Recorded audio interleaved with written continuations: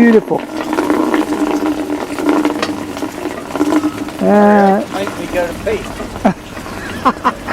Well, this house there was no running water, no sewage, no main sewage.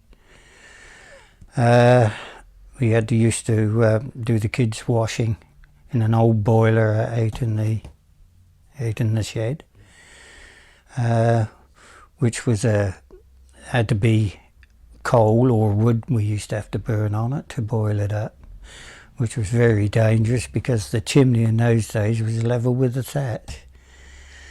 And eventually we got round to having an electric boiler under a bit of persuasion and to get it.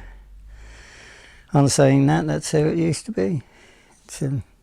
And as you know, we used pump water. We used to have to pump every drop of water up out of the pump, drinking, washing, etc. What sort of water was it in those days? That water, I mean. Water? The pump water? Well, it was quite clean. It was good drinkable water.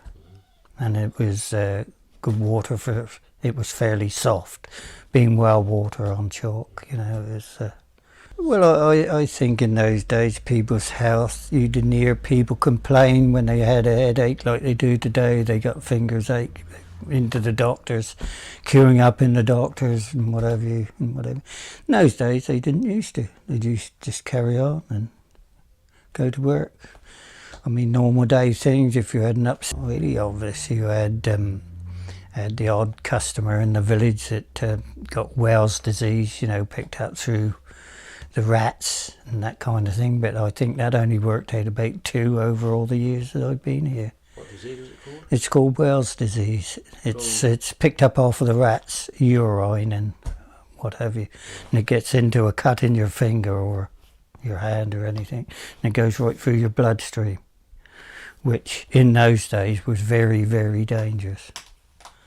Circumstances came up for work as a gardener, employed by Lady Bracknock's mother in those days, Mrs. Jenkins.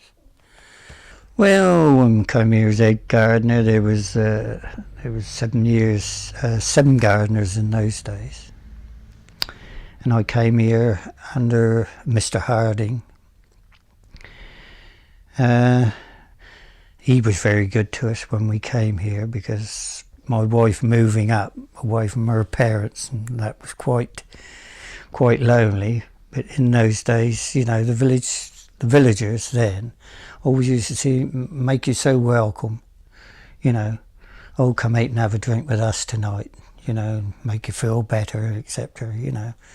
And that's what we used to do, and this is how we come to stay here. I think it was through the likes of the Harding, Mr. Harding, and then of course we got to know Mr. Pike, and another added attraction. And I'm not going to tell you about Mr. Pike because you already know about him. When I first came here, the wages were about £4 5 shillings a week, and that obvious you got your house rent free, but that was your wages, £4 5 shillings a week. And I used to count the pennies up to see if I had enough for a half a pint to go over in an evening to listen to the old codgers. It was well worth half a pint. And they used to get in the old public bar there, and it was worth every penny of that half pint to sit over there and listen to them old guys chatting away, you know, what happened years ago and what happened now. And if they see a young girl come in, all their eyes would sparkle, you know, as one would. And you know, it was great fun. And the times that I'd done that, you know, to scrounge a few pennies to go over and have half a pint just to listen to them. Submarine days, well, it was like everybody else. It was in the war. You had a job to do and you just got on and done it, and don't talk about it much. It's just one of those jobs. Is it something you'd rather not talk about? Rather not talk about.